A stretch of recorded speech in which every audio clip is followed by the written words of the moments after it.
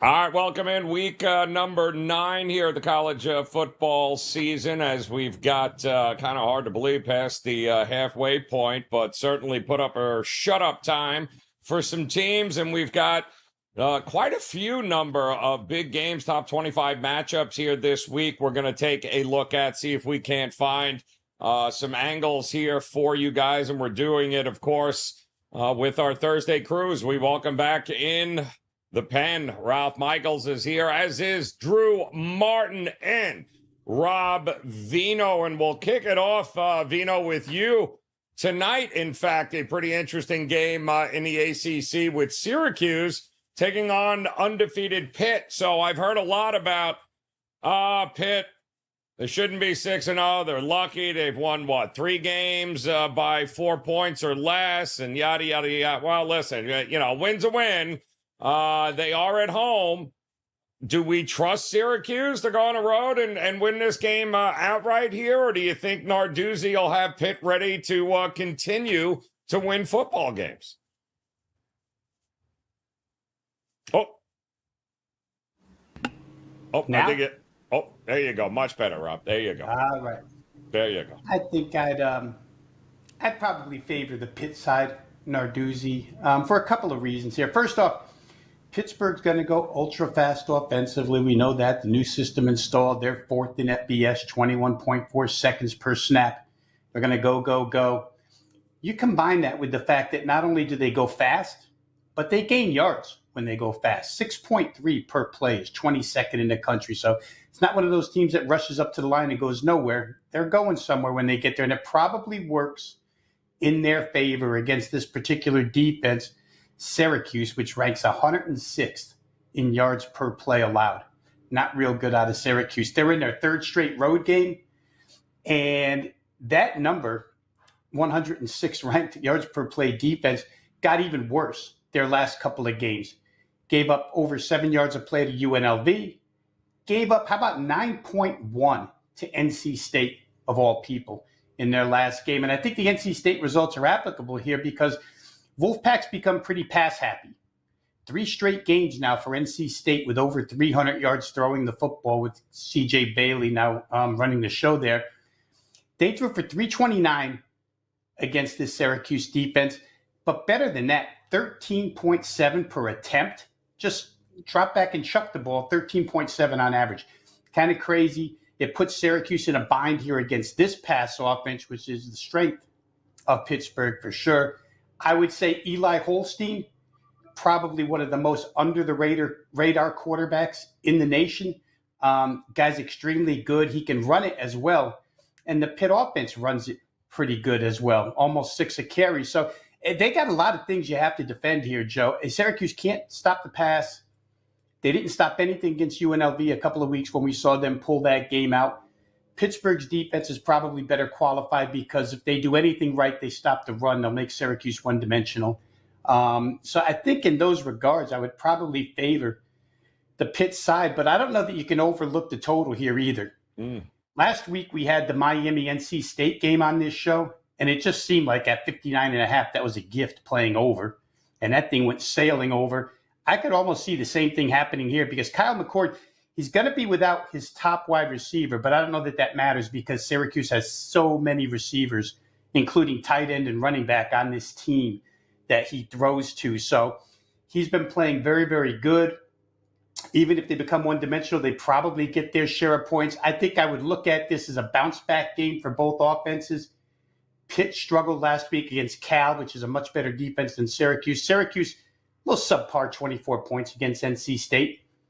I could almost look at this 2 ways, Joe. The home team, Pitt, minus the points and the total over 62.5. I see some climb in that number 2 as we speak, up to 63 in some places. Yeah, it's kind of hard to believe you got Narduzzi, right? All of a sudden, kind of let the offense become the staple of this team as opposed to his defense, which is what it's been. They're throwing for 300 yards a game. Syracuse throwing for 355. How in the hell does this game stay under Rob? I'm just curious. Yeah, well, you're asking the wrong guy to explain how it stays under, Joe, because I don't talk in those terms very often, so I'm with you. No way. 355, 47 pass attempts per game is what Syracuse is averaging. Could be in for a whole lot of points in this game tonight between Pittsburgh and Syracuse. Undefeated Pittsburgh, which nobody wants to seem to give any credit to at all. But the good news is we got a couple of other pretty big games coming up this week that we're going to go over. And if you're joining us live here today on the College Football Kickoff Show, don't forget, hit that subscribe button, become part of the WagerTalk TV family. A thumbs up would be appreciated.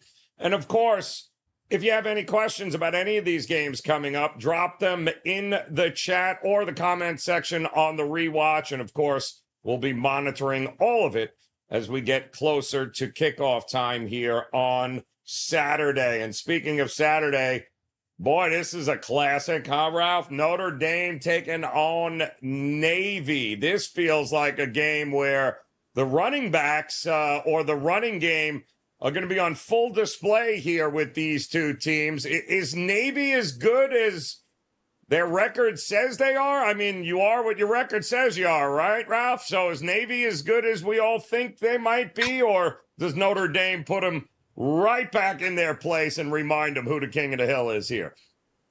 Well, I think there's value at Notre Dame, Joe. Listen, Navy is Mr. Joe Public this year. 6-0 straight up, 5-0 ATS against FBS teams, 6-0 to the over. I mean, who Joe Public team doesn't want to bet a team and the over? So, but listen, Navy is now ranked. And granted, them and Army are an incredible story, and college football is better when Army and Navy have at least decent teams that are not train wrecks. But let's put it in perspective. When I look at my power ratings, I have Navy at number 65, not in the top 25. Why? You look at their schedule. They've played the number 113th schedule this season. Temple, rush defense, number 125. Memphis, by far the best defense they faced, number 59. UAB, number 133. Air Force, 117. Charlotte, 111. You have played the bottom barrel of rush defenses and defenses in general. By the way, Notre Dame's defense, number 10. Couple positive things I do want to bring up with Notre Dame. You look at Notre Dame, and when they are playing the Irish in a neutral setting as a dog, they have actually covered 5 straight games by 10 points per game. So they do play better in the NFL stadiums where they traditionally play the Irish versus hosting them.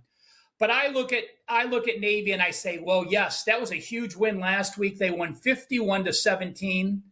Do you know in that Charlotte game, they only gained 288 yards. They were plus 5 turnovers, so a very misleading final. Navy still one of the slowest paced teams. They are number 126 on pace, averaging under 60 plays per game. And yes, they are passing more. Blake Horvath has thrown 72 times, completed 63% with a 10-1 ratio. Those are nice numbers. But again, when you can run the ball against the opponents you've played, that pass game is wide open. That won't happen this week. Notre Dame's defense has held 5 of 7 foes to a season low, and their D is actually number 7 in the country this year, holding their opponents to 118 yards per game under their average. Navy is a great Cinderella story, but it's going to reach midnight tonight, and that glass slipper will not fit. I like Notre Dame, but my best bet here for the show is going to be Navy team total under 19.5.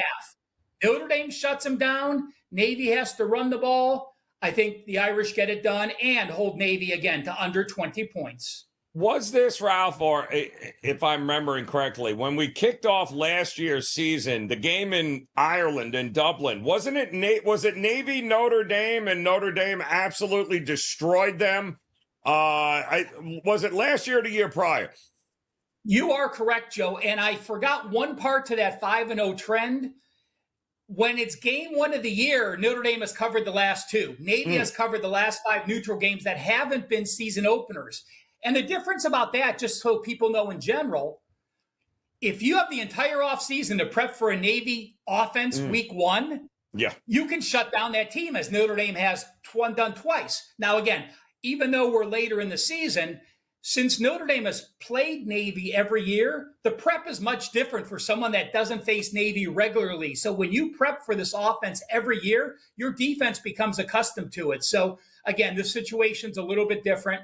Irish and Navy under team total. All right. Not a big believer in Navy this week. Ralph taking on Notre Dame. And, well, who can blame him? Notre Dame's defense, that's big boy football right there. But we do have another ACC battle here, Drew, which I think I can't wait to see this game because our boy Gus Malzahn hasn't exactly been lighting it up. It started really well, and then it's been a rough last month for UCF here. Now they got to take on another one of the public's favorite teams here, BYU, who somehow beat Oklahoma State last. I'm still trying to figure out how the hell that happened. But now they got to come to Orlando to take on UCF, who I guess could have used the time off here.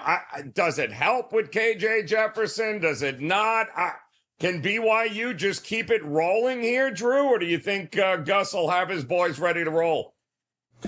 I mean, it is a fascinating handicap, Joe. I think a lot can happen in this game. I mean, first off, you know, in the Big 12 Conference, this is the longest traveled road trip from Provo to Orlando. Also, huge discrepancy in terms of elevation, keep in mind. Provo's the second highest elevated, and obviously Orlando, if you haven't been to the Sunshine State, there is pretty much no elevation from Orlando south. Joe, I actually look at this one, and it came out BYU as the short favorite. We have a flip favorite here. UCF is actually laying points to BYU. What the heck is going on, guys? I mean, this is a fascinating kind of just digging into the betting markets in college football. 3-4, under 500 UCF is laying points to an undefeated BYU team who, oh, by the way, is 6-1 against the spread. They've been money makers up until just what Joe was talking about, losing last week to Oklahoma, or losing against the spread to Oklahoma State. They found a way to win the game. Very questionable. They needed a 4th and 7 to actually get that done. Joe, I actually think it goes towards, you know, the handicap on the field here. And BYU has struggled against the rush. Just in that Oklahoma State game, they gave up over 270 rush yards. And now they're facing a UCF offense that just rushed for 350 yards against a top 10 Iowa State team on the road in Ames, Iowa, in a game they should have won. So I had this game circled as look to be on UCF. But I am so surprised that the market was so in tune to this and now has UCF as the favorite off of 4 straight losses, by the way. They lost to Colorado, Florida, Cincinnati, and Iowa State on the road. So a brutal schedule, but still, I mean, losing 4 straight and laying points to a team that's undefeated is just interesting in itself. I do think UCF is the side I would go with, guys. I think when, you know, the odds makers point to something like this, Joe, and a team under 500 this deep in the season is laying points to a team that's undefeated, you got to pay attention to that kind of stuff. The bounce house should be pretty live. And, hey, I think Gus Malzahn in this offense, who, oh, by the way, has made a quarterback shift. They've been playing 2 young kids, not getting great passing kind of explosion. They're not throwing for very many yards, but the running game is obviously working. BYU has struggled against the run. We just talked about it against Oklahoma State, giving up 270 rush yards. So I think UCF's able to move the ball at home. Tough trip here for BYU. I think UCF wins this game, Joe. It feels like they're catching BYU in a good spot here in order to be able to get the win. And Ja'Cory Brown is who they went to at quarterback, and I think he busted out 154 yards on the ground alone last week. Not to mention Harvey, the running back from UCF, Drew, is an absolute stud. The kid is unbelievable. So they have lost 4 in a row, but those last 2 losses, I believe, were by 6 points or less. So BYU, I think, is going to be in for it. I'm with you. I think UCF bounces back in a big way at a reasonable price here. I'm with you, looking for BYU to get their first loss of the season.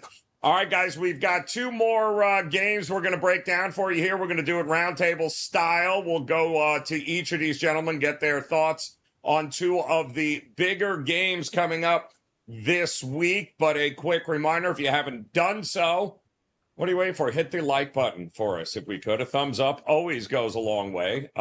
Just hit the subscribe button as well. Become part of the Wager Talk TV family. And drop a question if you have one about any of the games in this Week 9 slate here. If you're joining us live, drop them in the chat room. I see a couple of comments coming in here about a game tonight and whether or not Indiana can be taken seriously. I feel like we get that question each and every week. Shout out to those on Instagram as well as TikTok hanging with us here today as we get ready for, and who'd have thunk it, guys? We're at a point in the season where we can no longer count on Alabama to handle their business. How many losses? What, 2 losses? Alabama? Like, damn, Nick Saban ain't walking through that door anytime soon, apparently, Rob Veno. What a difference a year or, well, over the last decade and a half. And if you told me at this point, Week 9, we already be talking about a possible 3-loss Alabama team, I would have laughed at you. But my goodness, Missouri, is Cook playing? Is he not playing? Hell of a comeback last week, but I don't know. Do I trust either of these two teams? Vino, where do you look at this game? Yeah, I mean, the Brady Cook status is the one that matters, Drew. I know Noel, the running back, also a little bit questionable, but Marcus Carroll is just fine at running back. So it all depends on whether or not we see Brady Cook or Drew Pine. The line is obviously shot all the way to 17 here. I think a couple of things. To your point about not being able to be trusted, we can't trust the Alabama defense if, in fact, Cook plays. But you could probably counter that by saying, can you trust the Missouri defense either? What was supposed to be a strength of this team so far this season in 3 games against, pretty good foes, the defense really wasn't there. The BC game, they allowed Boston College to control a majority of that game. Vanderbilt, who we've seen wreck Alabama, also wrecked Missouri. And then A&M was the complete destruction. And that's the one I kind of point to here. I just wonder if Alabama in the trenches doesn't come out and just run over Missouri in this particular game. We'll see. They don't have much in the way of passing options, Alabama. I mean, it seems like if Milroe isn't throwing to Ryan Williams, he's not throwing at all. Maybe they can come out and run the football here. Still, to me, 17 is a large number, Joe. I'm not going to put it past Eli Drinkwitz and company to come in here with a game plan good enough to stay within that type of number, even if Cook doesn't play. I'm not rushing to the window to bet it. This total has sunk by a full touchdown almost, all the way from 57 to 51. It's hard to see it exceeding that if, in fact, Pine is your quarterback. So, I mean, there's plenty of teams in the country where the starting quarterback does make this much of a difference. But in this type of game, with Alabama already having 2 losses this month, it's hard to see Missouri getting there without Cook at quarterback. But I just can't lay 17 with the Alabama defense right now. That's a huge number here, Ralph. I mean, are we going crazy thinking that this is, if it's vintage Bama, maybe, but without the status of Cook, let's say he doesn't go. Is this a coverable number? Where do you think it goes from here? Well, I wanted to point out, Joe, that when Willis Reed came back injured for the Knicks in the 1970 finals, they covered the next game. So that means Missouri must, Brady Cook is not quite Willis Reed, but, leaving to go to the hospital to get an MRI and coming back from the first to fourth quarter, I don't know if I've ever heard that before. I've heard people go to the locker room, but actually not leave and go to the hospital. It's simple for me. If Brady Cook is playing and healthy, I would be on Missouri. But since I don't, it's a game I'm not going to play. I do have a couple situations I want to go over for you guys. One favors Alabama, one favors Missouri. When you have 2 ranked teams in the regular season and a team is a home favorite of -3 or higher with a total of 45 or more, they've gone 59%, and that's with over 300 games of sample size. So that is just 2 ranked teams, home favorite 3 or more, total of 45 or more. But if you have a team that was ranked, is off a loss, and it was their second loss of the season from game 6 and later like Bama, and they're a favorite of 3 or more, those teams have only gone 34.1%. The reason I can't I can't lay over 2 touchdowns with a defense like Alabama. You mentioned the losses to Vanderbilt and Tennessee. They probably should have lost to Georgia, and they probably should have lost to South Carolina. They potentially could have 4 straight losses. But in those last 3 games against Vanderbilt, South Carolina, and Tennessee, they were a combined favorite of 46.5 points. What did they do? They went 0-3 ATS, and despite being a favorite of 46.5 points, they got outgained in all 3 games. If Cook's healthy, call me Missouri. If not, I'll watch and enjoy. It's and I believe both these teams, Drew, I think, or at least Alabama should have, I think, a bye coming up. I think LSU coming up after that for them. But man, they got to, this seems like it's turned hard left rather quickly. And Ralph brings up a good point for Bama. Man, they're lucky to have 2 losses when you think about it at this point. This could be a much worse situation right now. But if the playoffs are going to be in the future, isn't this kind of must win for Bama here, Drew? It absolutely is, Joe. But I mean, you also think about it. It will be interesting to see. Let's just say Alabama does turn it around. No team gets more of the benefit of the doubt than the Alabama Crimson Tide if they're on the bubble. So, like, if they were able to rattle off wins and then, they're on the bubble of the playoffs, they're getting in. Although it is an interesting concept to talk about in terms of, will they get that favorable treatment without Nick Saban? It might change things. That's kind of like a good talking point for college football. Another one is, man, how great is it to watch Alabama lose some football games? I've been waiting for this. I got that sick college football mind where I almost get more pleasure after watching Alabama lose than I do Auburn win. That's kind of the joys this sport brings. I agree with a lot of what Ralph said. If Cook plays, I would look to be on Missouri here. I mean, this is an Alabama team. He went over the stats. They've lost 2 of their last 3 games straight up. They've dropped, 3 straight against the spread here. They do have the bye next week before going to LSU there, so a big game. But I wouldn't factor that in too much. Instead, I just doing some research here because I do think Brady Cook is a great college quarterback, Joe. And he would change a lot with what Missouri does offensively, staying within this number. And looking at what the Kansas City newspaper here, I'm seeing extremely limited in practice. Oof. That extremely word, that kind of scares me off as a sports bettor. You kind of learn to look for those little adjectives. That's the thing that's keeping me on the sidelines in this, Joe. But if he does play, if he looks good, I think it could be a good bet. However, I just can't risk, money not knowing and extremely limited in practices. That kind of changes things. Yeah, and listen, last time we saw Missouri on the road, it was against Texas A&M coming out of a bye, and boy, that didn't look good, did it, folks? So maybe we're all overthinking this. Maybe it's an 18-point line for a reason, people. And if Cook can't go, my goodness, Bama will not take its foot off the gas, that is for sure. But a big one for Alabama.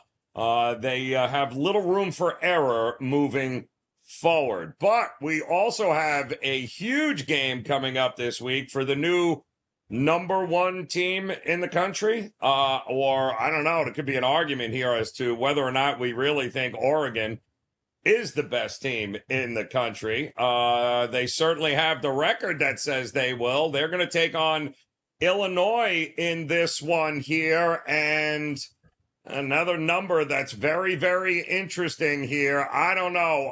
Rob Veno, when I look at Oregon, I continue to watch games that come down to the fourth quarter. Don't feel like they're running anybody out of the building or the stadium here. It figures everything is a sweat. Are we in for another sweat job? Can Bielema and Illinois give them a run for their money in this one? Well, first, let me clarify something. I'll go back to Ralph. With the Missouri game. The reason why you can go to the hospital and get back into the game is because the hospital's across the street from the football field. For those who haven't been there, yes, it's far corner of the university, cross the street, you're at the football field, go on an angle to the other side of the street, you're in the hospital. So it's like a locker room walk anyway. So Brady Cook didn't have to go too far to get treated. I do a segment there in Columbia, Missouri since 2006. If I hear anything about Cook, I'll let everybody know, but we'll see how that goes for that game. Here, Joe, I'll say this. Oregon's got 4 straight wins, right? 2 by 35, 2 by 21. surrounded by the Ohio State game where they only won by 1, but that was the biggest game they've played. Brett Bielema's team continues to surprise. My first inclination here when I saw this game on the board was to say, you know what, Illinois got off easy last week with Michigan. They had given up 239 yards rushing 2 games in a row. And then Michigan comes in. I think we had this game on our show last week where Jack Tuttle was going to be quarterback and maybe he could balance out offense, blah, blah, blah. Michigan couldn't run against a team that had just given up 239 rushing yards to Purdue. My thought was Illinois is going to get back to their old ways and get run over by Oregon. However, Purdue ran on Oregon, too. They didn't just run on Illinois. 204 rushing yards on 40 attempts against Oregon. Now, they didn't score a point, which is kind of weird. Those two don't correlate, over 200 rushing yards and 0 points. But it's just the way Brett Bielema's team is playing here, and the fact that this number is 21 plus a half, 21 and a half, I think has to lead you toward the Illinois side. Dan Lanning is great for a head coach of Oregon because he's got those Georgia roots, and now being planted in the Big Ten, he understands the value of trench play, run game, etc. But so does Brett Bielema. And for what it's worth, the offensive line has played pretty well here, and Luke Altmaier continues to play pretty well at quarterback. You could take that 50-49 game against Purdue and maybe just call it a letdown game. Maybe it was, maybe it wasn't. But to ask Bielema's team to lose by more than 21 points, I think is a little much here. So as much as I respect Oregon, their ability to strike quickly, which you fear in this game, you don't want quick strike scores. So I would imagine that Bielema's got something defensively worked out here in the game plan. And it's not really a look ahead for Oregon, right? You got Michigan next week, which should have been a look ahead, but now Michigan is just another game. I think Oregon wins, but the 21 and a half to me seems too high. I would look towards Illinois to be prepped well enough to make this. Again, it's going to be one of those 2 time zone trips, right? Central to West. They haven't been good for teams traveling, but 21 and a half is a lot of points. So I'd look towards Illinois. A ton of points here. I mean, it was 3, I believe, Michigan turnovers that Illinois was able to take advantage of and win that game. But if we're being realistic here, Ralph, we have seen Oregon, especially over the last couple of years. I've got them as 7-3 as a 20 or more point conference favorite the last 3 years at home. It feels like the offense is starting to figure some things out here. The defense coming off the shutout. Do we trust Oregon at home to cover this number, or is this another team total for you? No, I like Illinois, but first let me give you a stat that actually favors Oregon. So again, whenever you're breaking down a game, you're going to have positives, you're going to have negatives, and I want to mention one of the positive Oregon situations. FBS teams from week number 8 and on that are off a shutout win with a total under 60, this goes all the way back to 2013. They are 68.9% against the spread. So there is something about that shutout which teams do rally around. But, I went, Joe, if people watch Bet on It, they know, how high is Joe? I actually thought I took like 5 gummies by mistake when I looked at this stat. I do a college football stat compare each week, and I break down explosive plays and a bunch of other categories on the season. And I had to look at this 3 times to make sure I was not drunk. Illinois has more explosive plays on the season than Oregon does. What? Is that crazy? I consider explosive plays 20 yards or more. And yes, Illinois has more offensive plays of 20-plus yards than Oregon. They only have 1 more, but again, they have 35 offensive plays. Oregon has 34. That was a shocker to me. When I look at Oregon, yes, they played a very tough schedule, the number 13th schedule, and they're number 10 in yards per game diff. So the stats do line up with how good the team is. But again, they've only had 2 wins by 21-plus points all season. Remember, they opened up against Idaho. They win by 10. Their next game at home, Boise, they win by 3. The Michigan State game, yes, they did win that by 21 points. And then Ohio State, they won by a point. Illinois, we know, wants to run the ball. 38 rushes, 19 passes. 39 rushes the week before, 34 passes. They are going to run the ball. I am going to do this, though. I am going to back Illinois in the first half. I think what can happen is that Oregon can break down that Illinois D line if they continue to run the ball in the second half. We see that often. A D line gets tired, the front gets tired, and all of a sudden 2 and 3 yard rushes turn into 5, 7, 20-yard rushes. So I like Illinois fresh to stick with them in the first half. I'll back the Fighting Illini first half against Oregon. Oh, keeping it close early in that one there, says Ralph. Interesting look in that one. I kind of really like that look, in fact. And Drew, the question is, if Illinois is going to keep it close early, then they better pull away late. I mean, Dylan Gabriel right now, 77%, 15 touchdowns, 4 interceptions. It's the defense of Oregon, I think, is finally started to figure some things out here. I guess the question is, Illinois' defense going to have to stop the pass in a big way if they're going to have an opportunity to win this. How much faith do we have in Illinois, or is it total the way to look in this game? You know, Joe, Ralph and Rob sounds like going on the dog side here with Illinois. I kind of like the favorite. I'll go out on an island a little bit. I like this Duck squad being at home. You know, I like that stat that Ralph led off with in terms of coming off of a shutout. I think there's actually something to that in the fundamentals of football. You know, the motivation on the defensive side. I actually think this Oregon defense will play well against Illinois. And then it's kind of like keep them out of the end zone. You know, how many quarters can we rack up type deal. Look, you mentioned Dylan Gabriel, 15-4 touchdown to interception ratio. You know, the completion percentage is up there. Illinois has been surprising, no doubt about it. You got to give them credit, Brett Bielema, what they're doing there in Champaign. But you look at the schedule comparison here, Joe, and when you go down with who's Illinois has played, I don't know. There's not a whole lot of meat on the bone. I mean, Michigan's had their problems. They went to the wire against Purdue. You know, that game went to overtime. They only won by 1 point, and that's the same. That was at home in Champaign. Flip the script. Oregon went on the road, even with the time travel in the Big Ten, and went and covered that number against Purdue, beating them 35-0. So A plus B doesn't always equal C, especially in this sport of college football. But in a comparison on the field against Purdue, there was a big difference there. Other than that, I mean, man, I just think Oregon has the more explosive offense. I think they actually have the better defense. And when you look at who Oregon has struggled with, first of all, it was more in the beginning of the season. A lot changes throughout the season in college football. That is a pretty good Boise State team, by the way.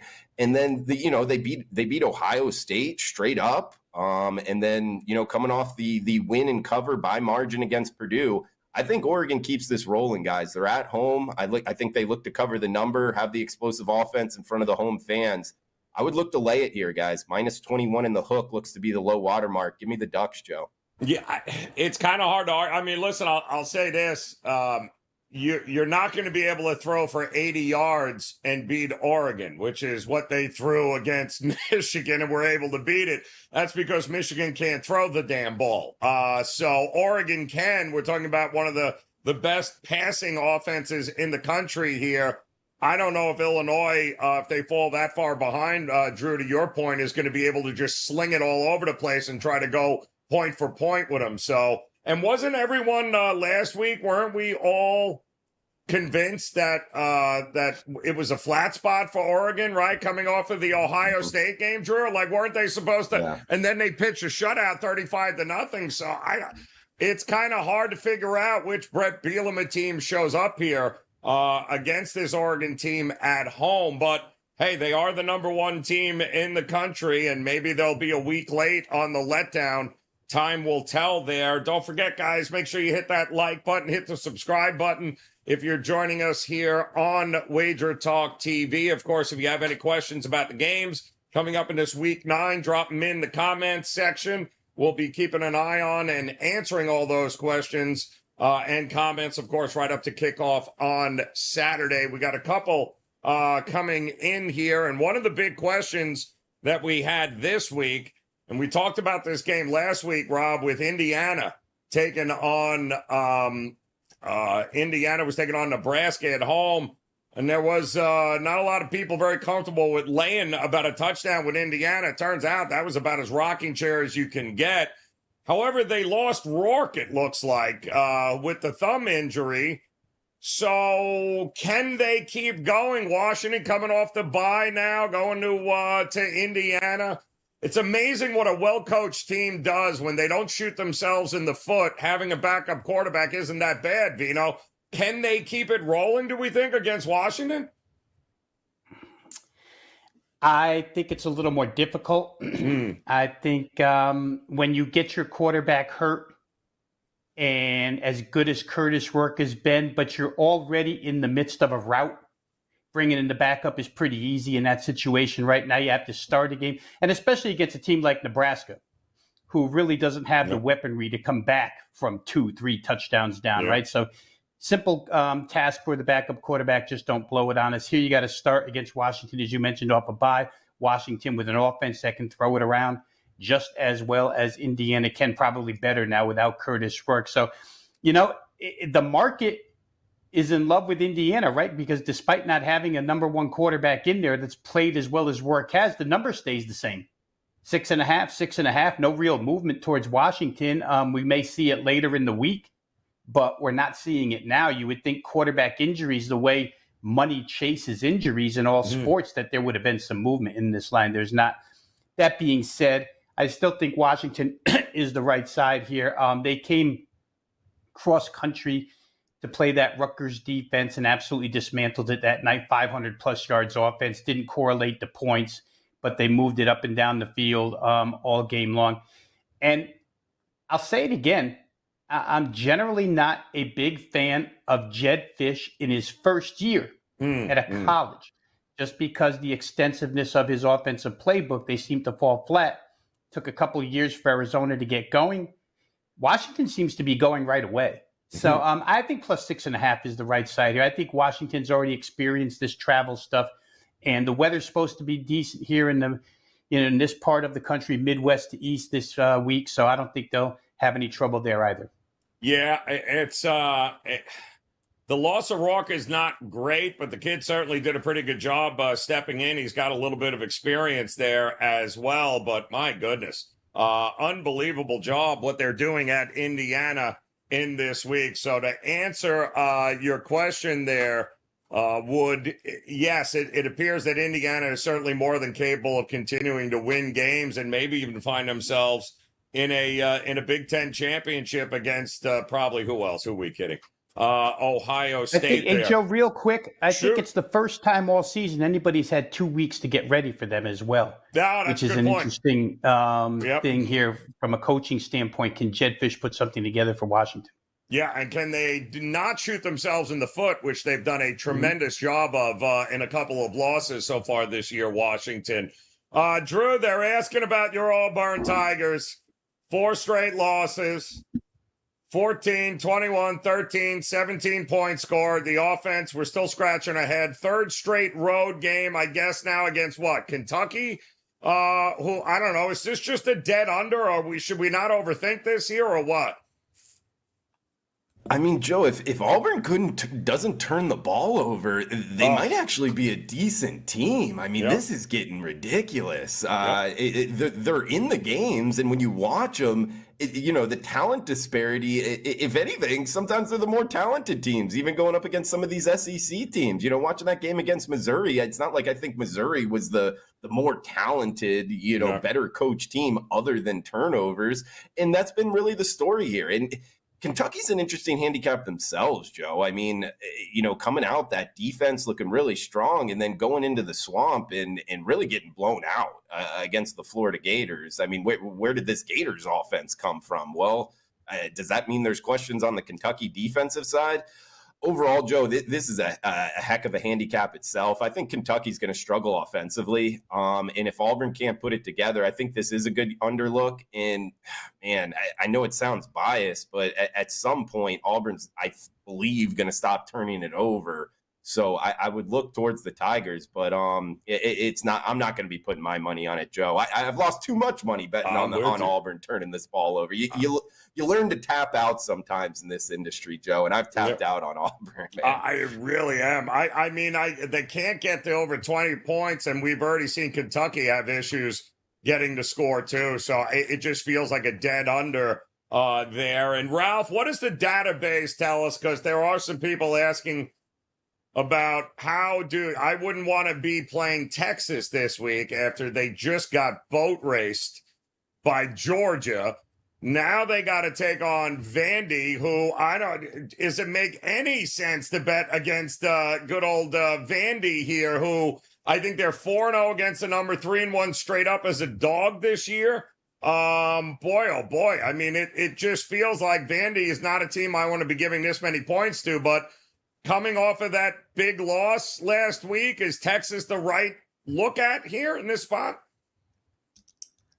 Joe, I am typing as we speak. I do want to mention one thing about Drew's Auburn Tigers. You want to talk about the biggest statistical anomaly in college football? Ooh. Auburn has played the number 29 schedule, and they are actually number 12 in the country at plus 1.97 yards per play. That's amazing. And Kentucky in conference play, they're number 121 at minus 1.68 yards per play. But Auburn had those same statistical edges versus Missouri, and they didn't win. The database tells us this. Since 1994, teams off an AP number one loss are 44.4%, but they have gone 1, 2, 3, 4, 5. They have gone 6-2 against the spread since 1999. Wow. So all the way back to 1994, that's a team that is AP number one in the regular season and off a loss. So again, a small sample size. We really can't base it on that. I look at Texas and I think, well, I had them as my number one power rated team before the Georgia game. But there is something to be said about, if you're Ohio State, if you're Alabama, if you're Georgia, you're used to having the bullseye on your back and handling those teams. Texas was in a brand new situation, having that pressure against a desperate Georgia team. And we saw those kids know how to react under the pressure. Now they really don't have the pressure. So, Vanderbilt's another great story that I am just so excited about them. But to me, Texas is still too strong statistically. In conference play, Texas has played a slightly tougher schedule than Vanderbilt. They're number 7 at plus 2.15 yards per play. Vanderbilt is number 99 at minus 1.02 yards per play. I do think Texas pulls away in this one. By no means is it a best bet. It's just a slight opinion. If someone's asking me that I'm forced to make a side. Remember this, Vanderbilt is plus 6 turnovers, and they've had some very, very positive turnovers. If they don't get gifted those turnovers, they win one or two they probably don't win either of those games. Yep, that's a good point for sure here. But Texas certainly licking their wounds after a disappointing, what they have in the first half, like 38 yards or something. It was the most was that it, Veno? I think it was 38 yards they had in the first half. Like, what in the hell? Where's that been, Georgia? Where's that defense been? But my goodness here. Sarkisian in a bounce back spot, but Vandy has been money all year long as an underdog in this role. So that is going to be a very interesting game. We're going to learn a little something about both of those teams. Also learn a little something here about these three guys who are no doubt locked, loaded, ready to go for a week 9 in the college football season. Don't forget week 8 in the NFL season. Oh yeah, don't forget Major League. Oh, that's right. The World Series is getting ready to start, not to mention the NBA.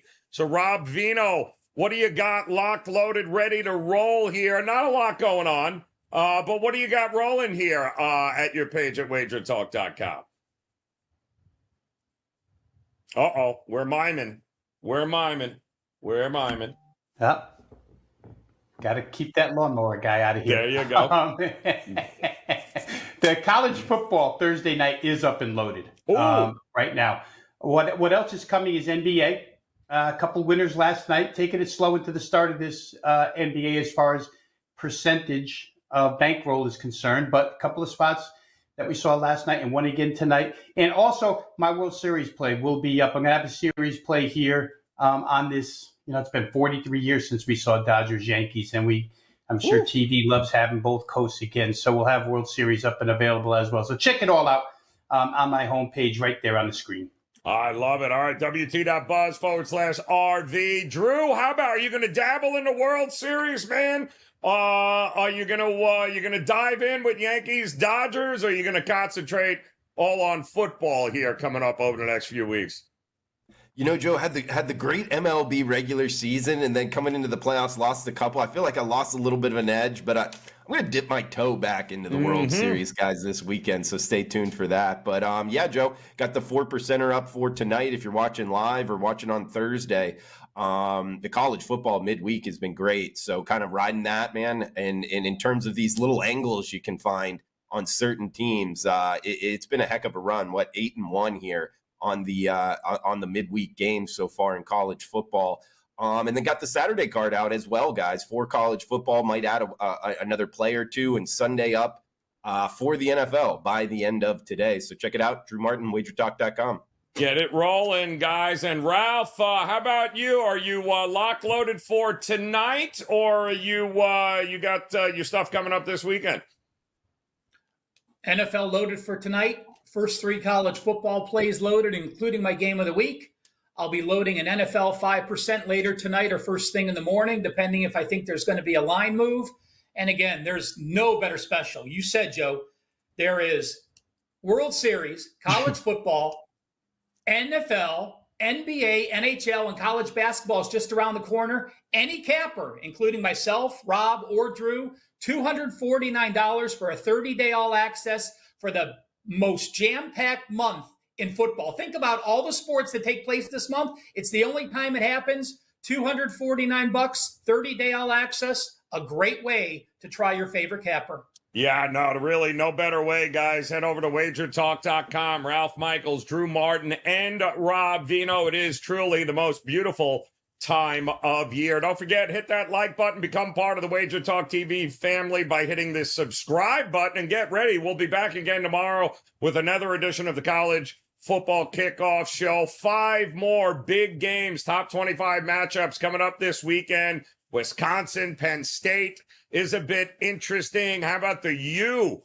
Can they get it going? Can the University of Miami continue their winning ways? We've got much more to get to, so make sure you make plans to join us tomorrow for another edition of the College Football Kickoff Show. In the meantime, though, you don't have to go very far if it's the big game previews you're looking for. There's no doubt one of them on your screen right now. So check that out. Enjoy the games here tonight, guys, and we'll see you again tomorrow here on the College Football Kickoff Show. Good luck.